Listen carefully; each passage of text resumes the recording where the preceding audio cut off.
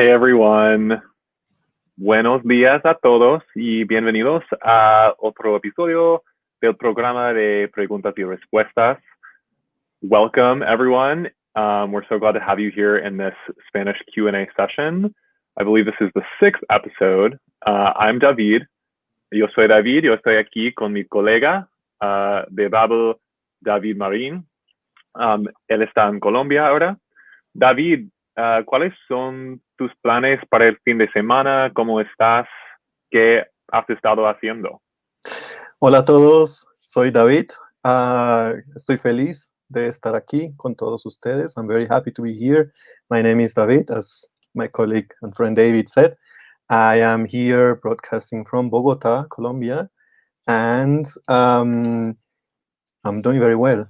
Está haciendo frío aquí en Bogotá, mucho frío. Está lloviendo ahora. Y mis planes para el fin de semana son sencillos. Creo que me quedo en casa por la lluvia. That's the plan for my weekend. It's very cold here. It's raining, and yeah, my plans for the weekend are to stay at home. That's the plan. So yeah, here we are. This is our 6th episode, and today we brought a very interesting topic for you. But before we get ready for it, we would like to ask you whether you remember the sentence, your homework for today. So last week's topic was the difference between ser and estar. And we gave you a sentence where you had to fill the gaps with either the verb estar or the verb ser in the right form. So maybe we can start with a sentence, David. Let's do it. That sounds like a great plan. Yeah. So let's post this sentence right here, and we'll put it on the screen. It says, ¿Dónde? Tú. Yo. Aquí. Yo te esperando afuera del cine. So, what is the correct answer for the first blank, David? So if we want to translate this question and sentences, we would say, where are you? I'm here. I'm waiting for you outside the cinema, in front of the cinema.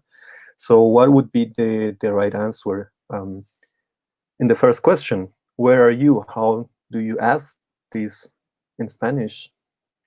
And we would like also to know from you directly. You can also post this the answers, so we see some answers.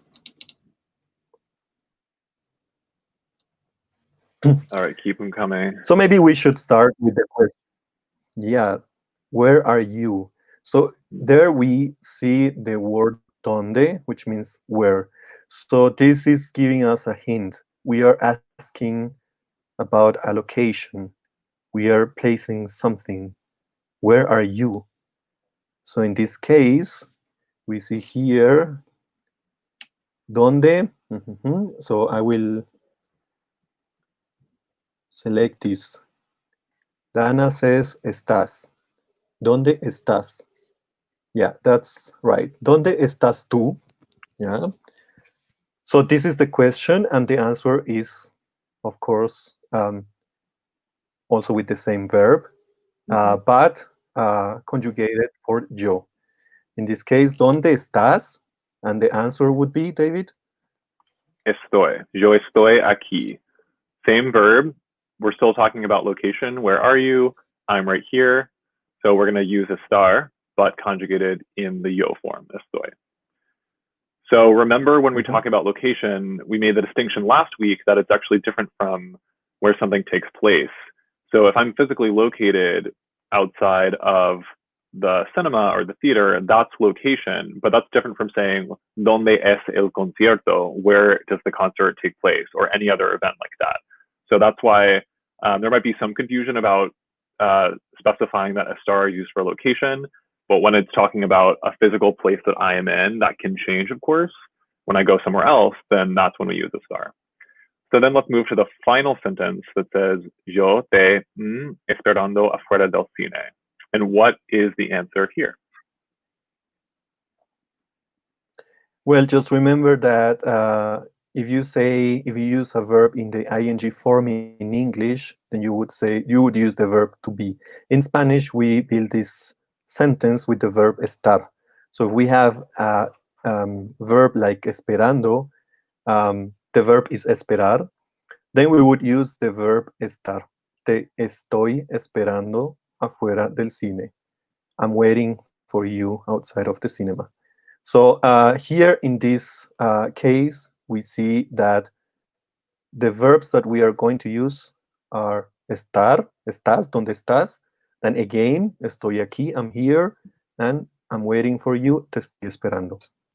It's all about estar this time, yeah? But just remember, ser is a verb that we use for permanent characteristics, for permanent conditions, professions, for your name when you are introducing yourself. And estar is a verb that we tend to use in cases where things change, where the feelings change. For example, estoy feliz de estar aquí con ustedes. I'm very happy to be here with you. Estoy feliz. So that's how we use both verbs. Just remember to post any question, any comment that you have. If you are still struggling with this difference, let us know. And we will try also to bring up more example sentences so that we can also practice. So, and today's topic is also a very hard one for English speakers, but not only for people like you who speak English, who are learning Spanish, but in general for all kind of speakers who are learning Spanish. Because in Spanish, we have two words for the preposition for. Yeah. So if you're using this preposition in Spanish, there are two chances, por and para. So today we would like you to better understand when to use por and when to use para. And that's why we brought also a ton of example sentences for you so that we can also practice these uses. So maybe we can start with the no, before we get started, let's remember what we were telling to each other when we started this conversation. ¿Cuáles son tus planes para el fin de semana?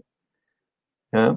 And that's what David asked me, and I replied to him, yeah,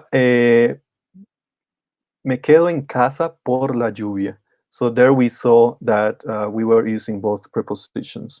So let's start with por and when to use por in these cases. So we have a very nice collection of different uses of this preposition por, and let me show them to you on the screen. So we will use por when we are explaining the way something is being done, or the means, or the method. So in this case, we are describing the process of getting through to something specific. So in this case, for example, I say,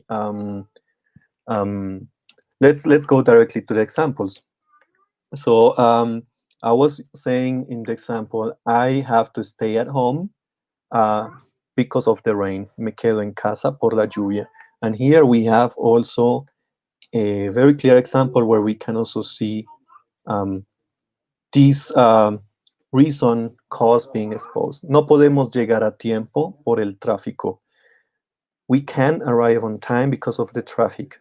No podemos llegar al tiempo por el tráfico. So in this case, we use the preposition to explain something. What's the reason of something? What's the reason of not arriving on time? And that's the traffic. So just remember that when we have the preposition por in this case, we are just saying because of, yeah, because of in English.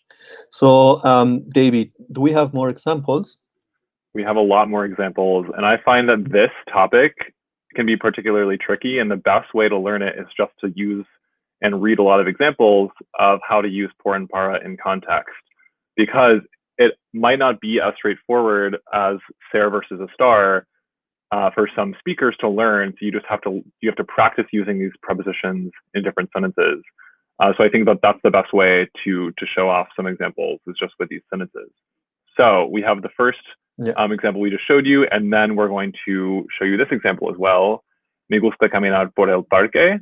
And that refers to a route, which you could also kind of classify under the way or the means or the method category of when to use por, because it describes how you're going to do something. And in this case, it's which route you're going to take, which path you're going to take to get to your destination.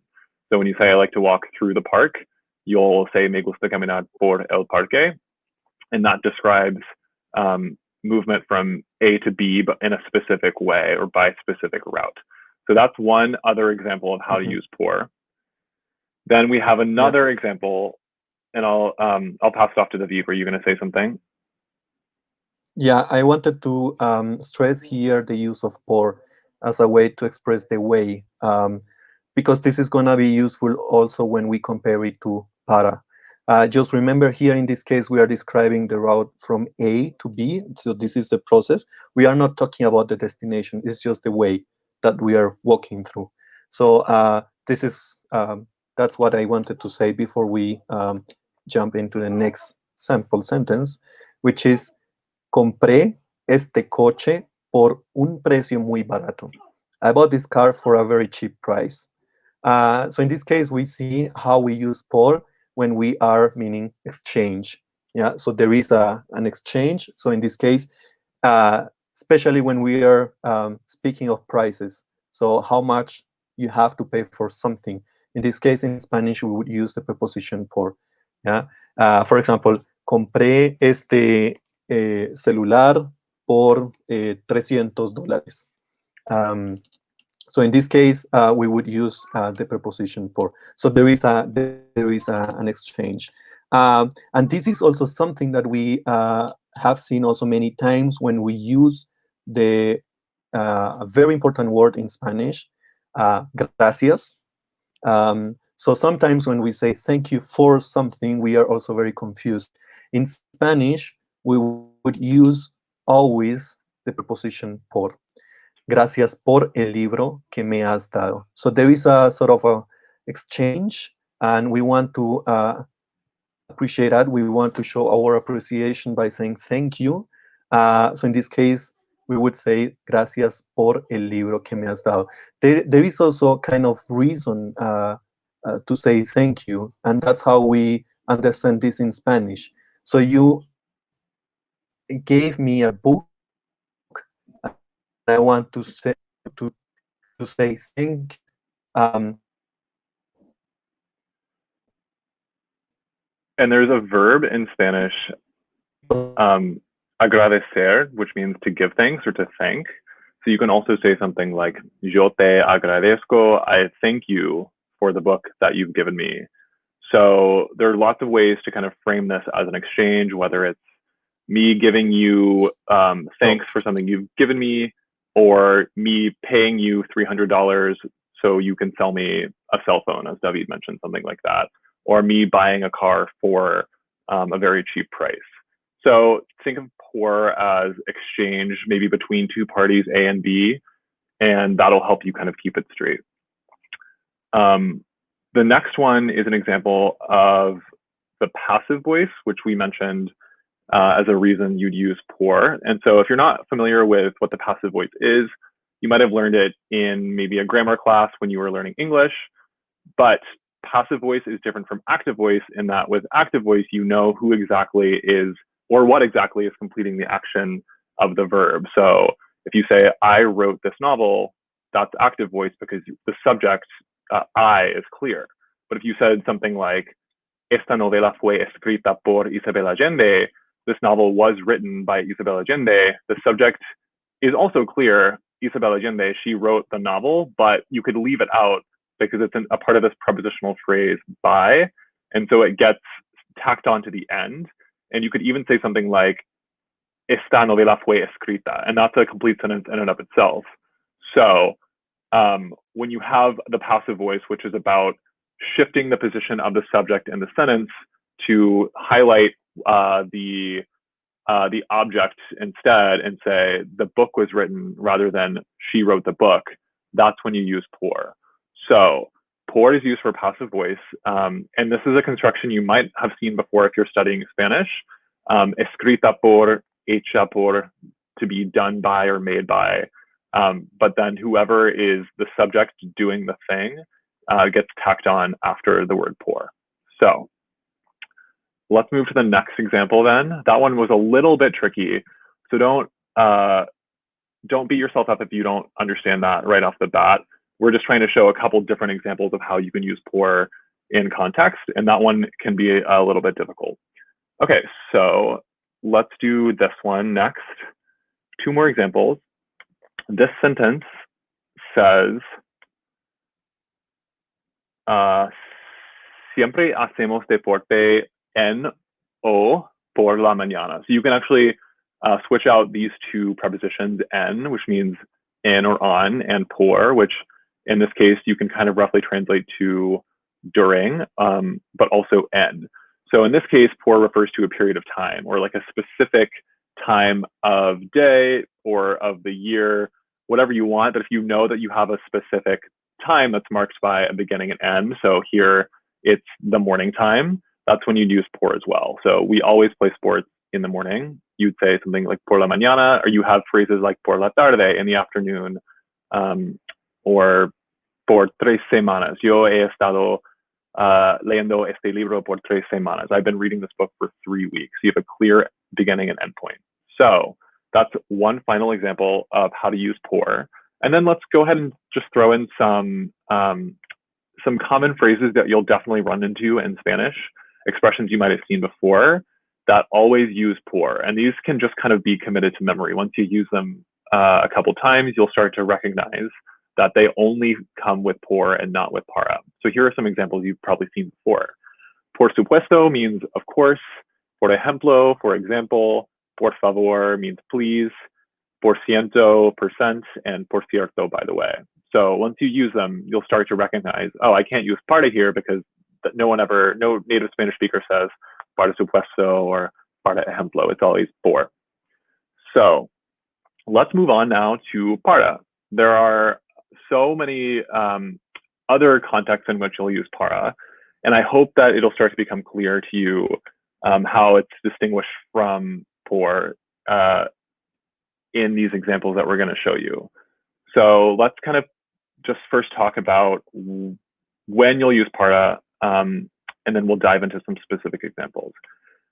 So when I put it on the screen, it says destination, recipient, objective, finality, purpose, future. And these are kind of just catch-all terms for what will become more clear as we show some examples. But if you like to think of para as destination and future, that is the easiest way and the most helpful way that I remembered it as I was learning Spanish as a native English speaker. Whereas por kind of feels more immediate in the moment. Para refers more to things that are coming up, that are forward from you, that are maybe forward in time or away in space. So let's put some examples on the screen and you'll start to see what I'm talking about. So here is a good one. This says, yo quiero dibujar algo para ti. I want to draw something for you. So this is a clear example of using para for a recipient. The recipient would be you, of course. I'm drawing something for you. And you can kind of think of it, the drawing that I want to draw, as something that is reaching a destination, if that's helpful. So I'm going to draw something, or I'm going to make something, I have something, and I want to give it to someone else, or I want to direct it away from myself to a new destination, para ti. So yo quiero dibujar algo para ti is a great example of how to use para in context. You could replace ti with para mi hermana, for my sister, para estos niños, these children. So you can really replace it with anything, and it's a great way to express giving something to someone else or to another party. So then we have another example of para, which here is used in the context of an objective. So the sentence is, para comprender español, tú debes practicar todos los días. And that means in order to understand Spanish, you must practice every day. So the objective here is understanding Spanish.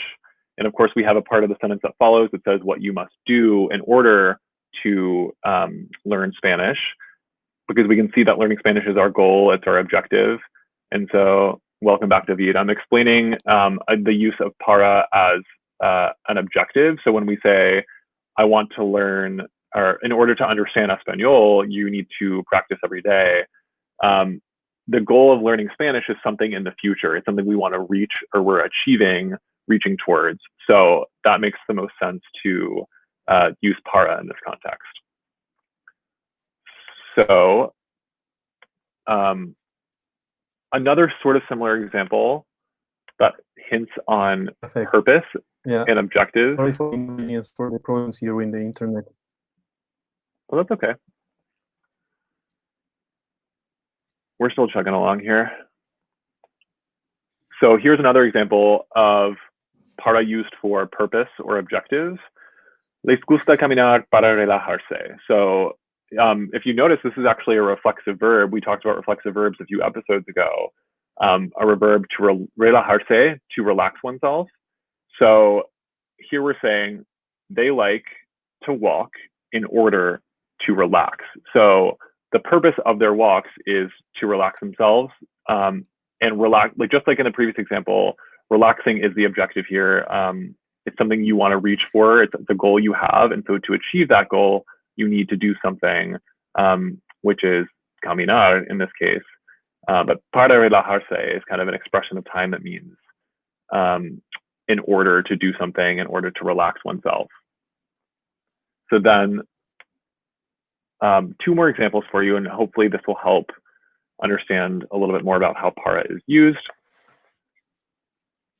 But this is a great example of how we use para for destination. So we say, vamos para la casa ya, which means let's go home now, or let's go home already.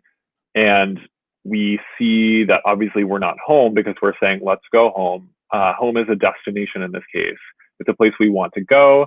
We're not there yet, but in the future, we hope to be there. And so we're saying, para la casa.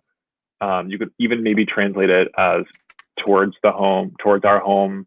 But I think it makes most sense just saying, let's go home, or let's go to home as a future destination. And then one last example for you is an example of another recipient relationship, but this is a little bit different and something that I struggled with a bit as I was learning Spanish. The sentence is, yo trabajo para una compañía muy poderosa. I work for a very powerful company.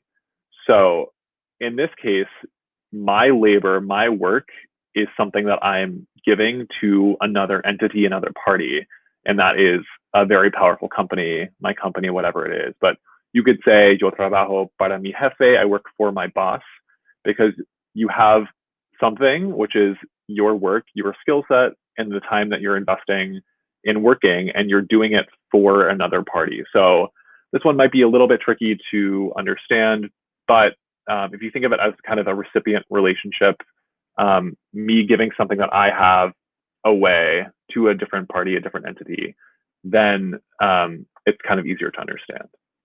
Okay, so if you have any questions about any of the above, please feel free to comment them. We can try to answer them live right now, or we can come by and answer your questions later. But this is a pretty difficult topic to grasp just in one brief episode. So we know that you'll have some questions for sure. We want to make sure we help you understand as best as we can.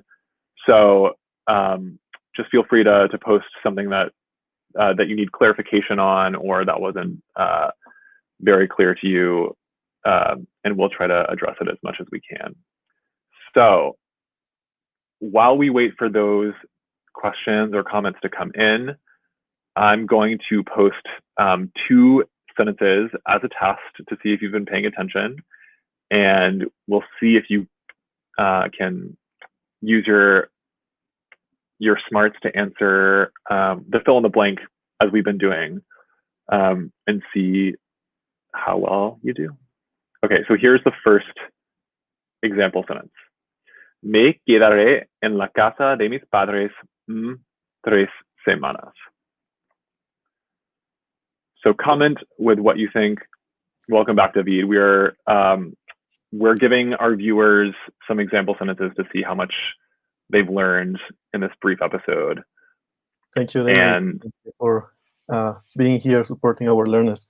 I'm sorry for of the course, inconvenience with the internet connection here that's okay. in Colombia. So I'm let's glad that see. you are back.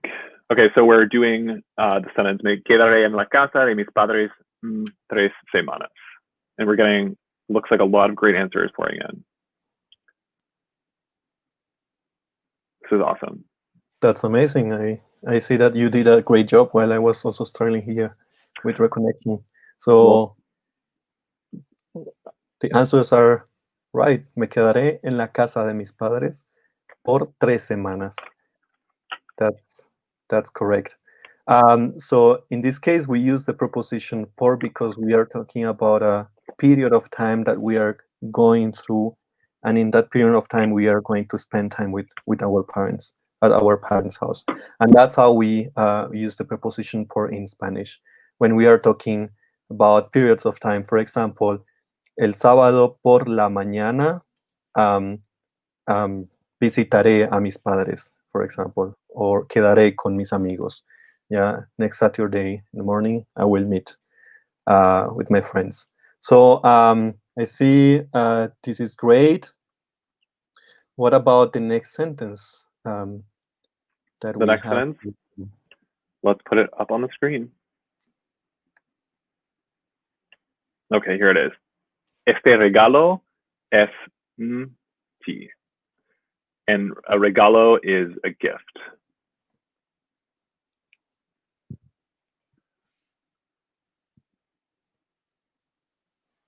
Now, this one might be a little tricky.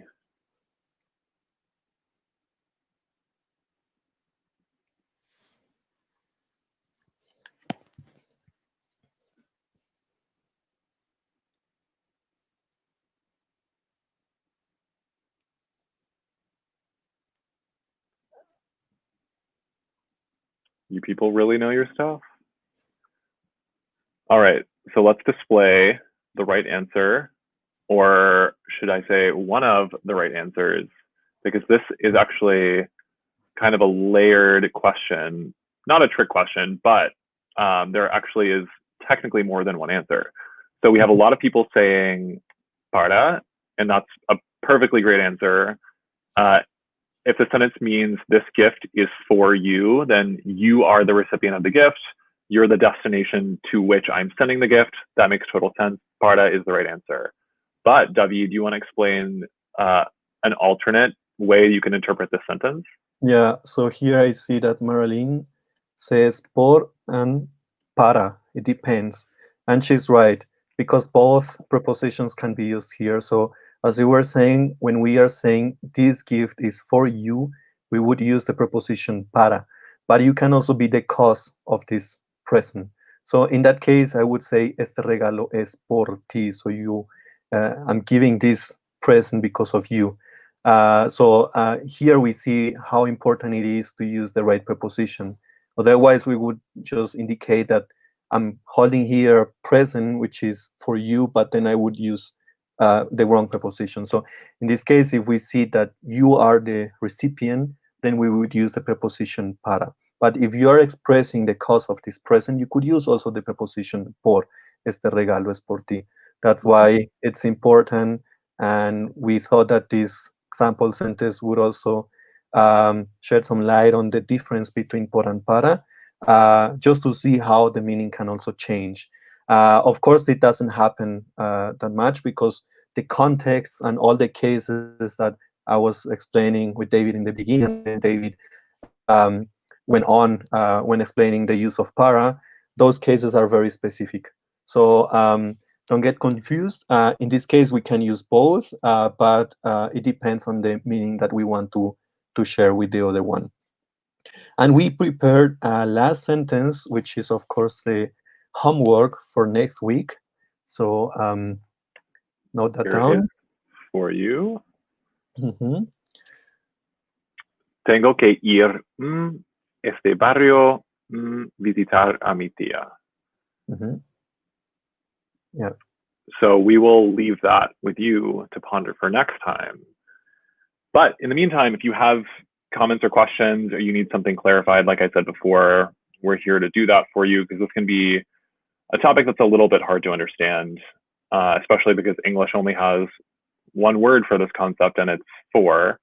But as you've seen, we can also translate por y para to other prepositions that English has, like through, or even expressions like because of. So there's not a direct one-to-one correlation, and you kind of have to just start using these prepositions in context and get familiar with how they're used before it really becomes something that's second nature. Yeah. Yeah. That's true. So I think we can answer some questions Mm-hmm. or some comments uh, right after this presentation. So maybe I can start with a comment that Phyllis posted here, which is also very interesting because that's what we were explaining with regards to the sentence "Este regalo es para ti."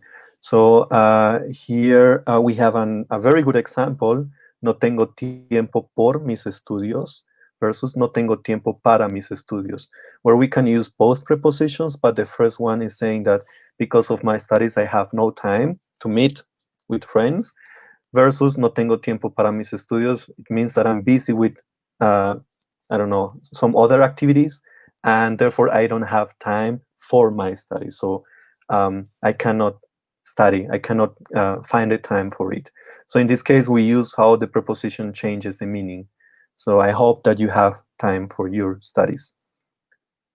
Tener tiempo para tus estudios. That's Mm-hmm. right. That's a very good one. Yeah, I like that example a lot.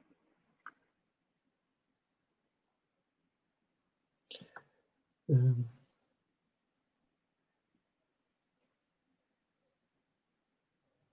what else? So here we see that Michelle is asking para if it's for someone else.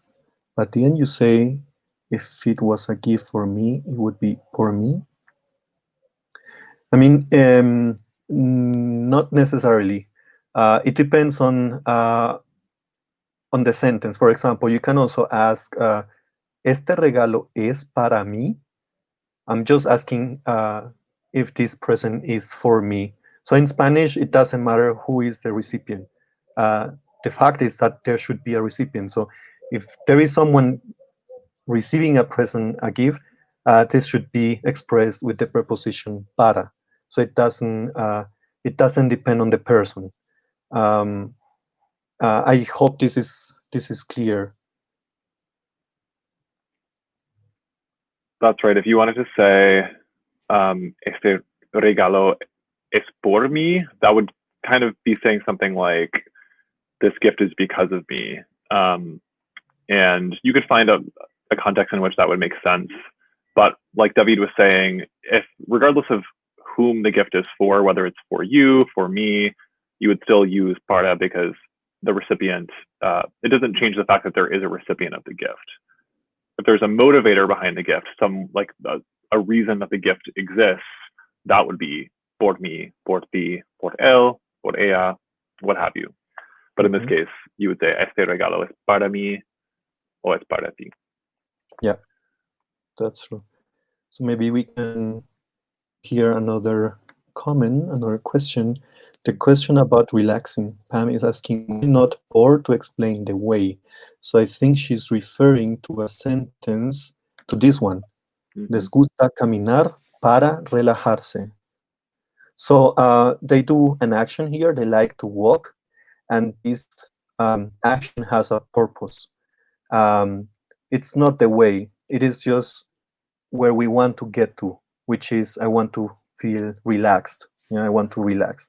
And that's why we use those in English in order to relax, because this is the end, this is the purpose. So this is how we should understand the use of both prepositions in Spanish. Spanish has a very specific way to understand both of them. And I would say por explains the beginning and the process of something, while para refers to the end of something. So that's the result, that's the purpose, as David was explaining before. So in this case, if we do something with the purpose of, in this case, to relax, then we would always use para in Spanish. Yeah. So I hope this is clear. So here, if we le gusta caminar por relajarse, that would sound a bit weird in Spanish, because I would also say relajarse. I mean, it doesn't. I can get the quick meaning, as if we were using para relajarse, because I understand. Okay, they like to walk, and the purpose of this walking is to relax. On the other hand, we could also say,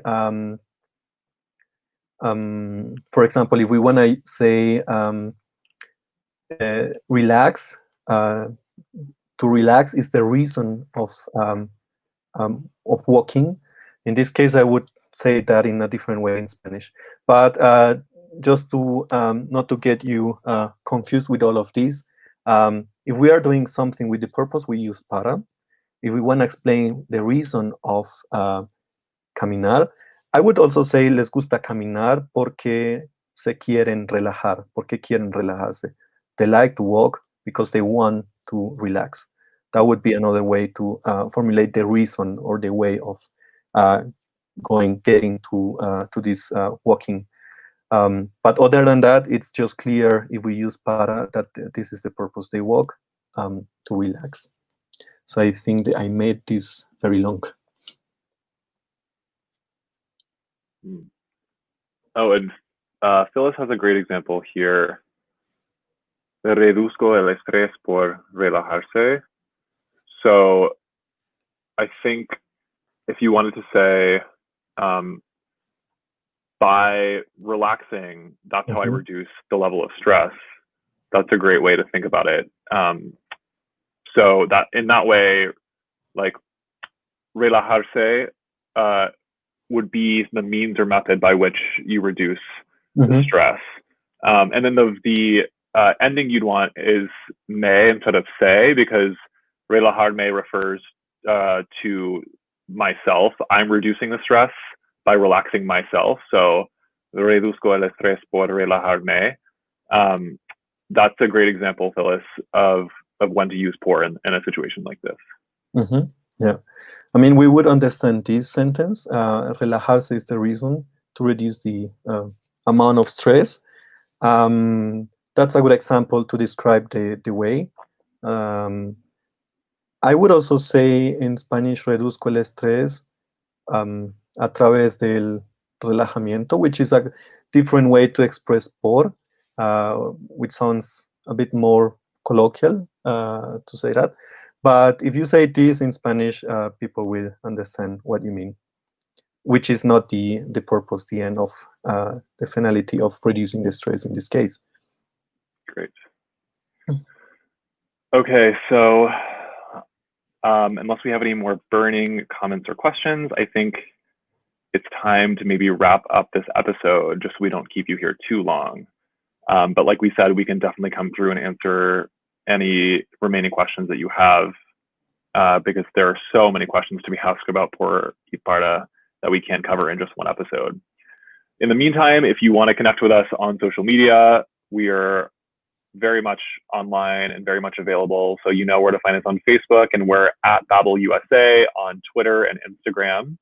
And you can also check us out in our Quora space, which is a great place to ask language questions and interact with other users. So I'll post the link right here. Feel free to give us a follow and check it out. And then finally, Babel Magazine has a great just collection of resources and articles that you can read about Spanish language learning or any other language for that matter. So we highly encourage you to check that out too. And the link is here. So thank you so much again for tuning in. We've been seeing a lot of the same names, people coming back week after week, and that's so encouraging. We really love that. So tell your friends, bring them along too, and keep submitting ideas for what you'd like us to talk about in future episodes as well. And we look forward to it. Thank you, David. Thank you, everyone. And sorry for my issues with the internet. And I'm looking forward to seeing you next week, the same time, next Tuesday. Well, that wraps it up for now. So thank you, everyone. And we will see you at the same time, Tuesday, 1 p.m. Eastern next week. Bye, everyone. Adios.